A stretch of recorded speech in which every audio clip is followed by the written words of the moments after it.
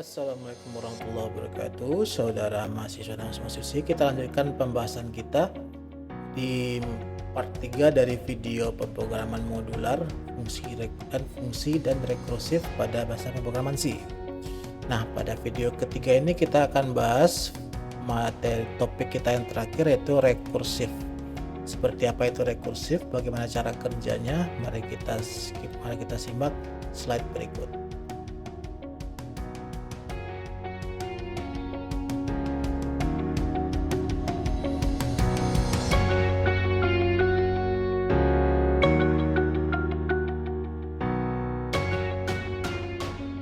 Oke, fungsi rekursif adalah fungsi yang memanggil dirinya sendiri. Artinya apa? Artinya kita dapat membuat fungsi ini memanggil dirinya sendiri dalam badan programnya. Nah, seperti apa contohnya? Mari kita lihat contoh potongan contoh program berikut.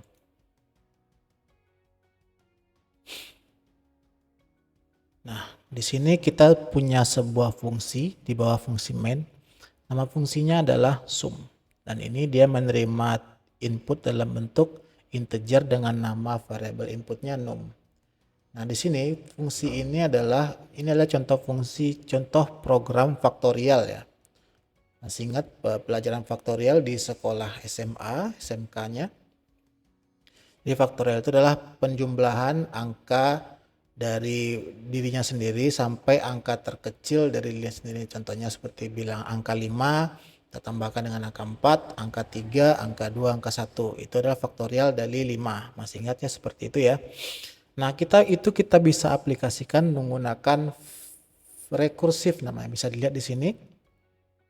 Di sini dalam badan dari fungsi sum, kita memanggil dirinya sendiri dengan parameter num yang kita kurangi, dan kita gunakan flow control if else di sini ya, flow control pencabangan untuk keluar dari rekursifnya. Ingat ya, ini rekursif ini sama sifatnya dengan looping.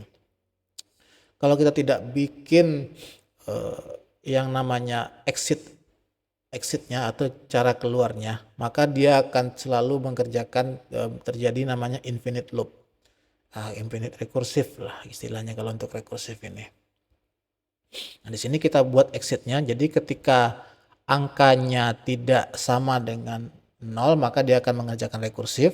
Kalau angkanya sama dengan 0, karena ketika penjumlahan dengan 0 akan menghasilkan angka 0 terus, angka yang sama ya, maka kita buat else-nya rekursifnya berhenti di situ. Dia akan mengembalikan angka hasil dari rekursifnya, hasil dari fungsinya saja, bukan angka hasil dari rekursifnya.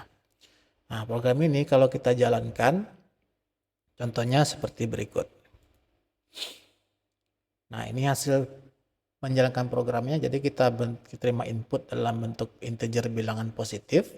Kemudian hasil dari faktorialnya adalah 15.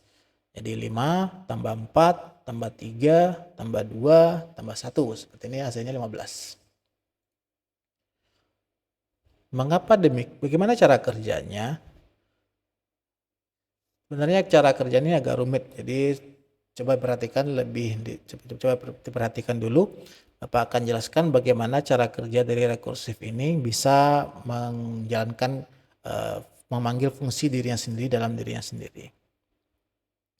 Nah, ingat yang program tadi ya, seperti ini.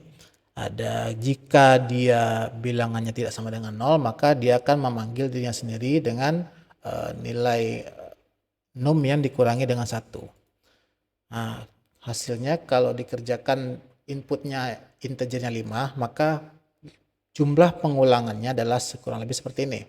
5, 4, 3, 2, 1 sampai dengan 0.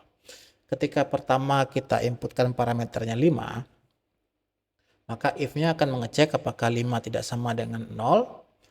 Nah, tidak ya, baru dia akan mengerjakan rekursifnya. Nah, dia akan mereturn bilangan 5 ditambah dengan hasil rekursif dari 5 dikurang 1 sama dengan 4. Hasil rekursif dari 4 ini akan dicek lagi sama seperti dirinya asli. Apakah 4 tidak sama dengan 0? Tidak sama dengan 0 ya, maka dia akan mengerjakan rekursif lagi. Return 4 ditambah dengan 4 dikurang 1, 3 ya di sini ya. Dia cek lagi apakah 3 tidak sama dengan 0, maka dia akan mereturn 3 ditambah 3 kurang 1 sama dengan 2.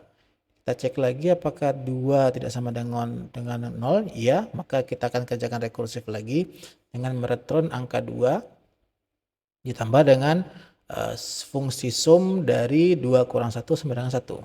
Fungsi sum dari 2 kurang 1 adalah 1, apakah dia tidak sama dengan 0? Iya, maka dia akan mengerjakan rekursif lagi dengan mereturn angka 1.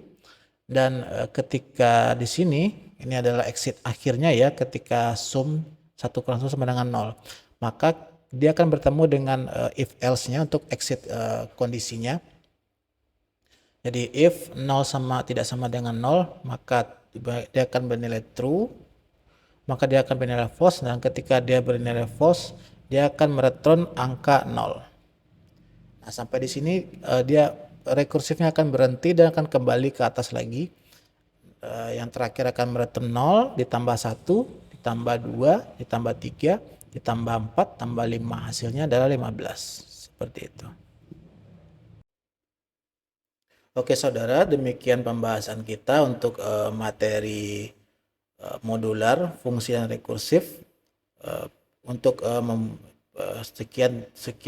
untuk pembahasan lebih lanjut terkait paradigma pemrograman lain akan kita bahas di channel ini berikutnya, di video-video berikutnya. Terima kasih atas perhatiannya. Assalamualaikum warahmatullahi wabarakatuh.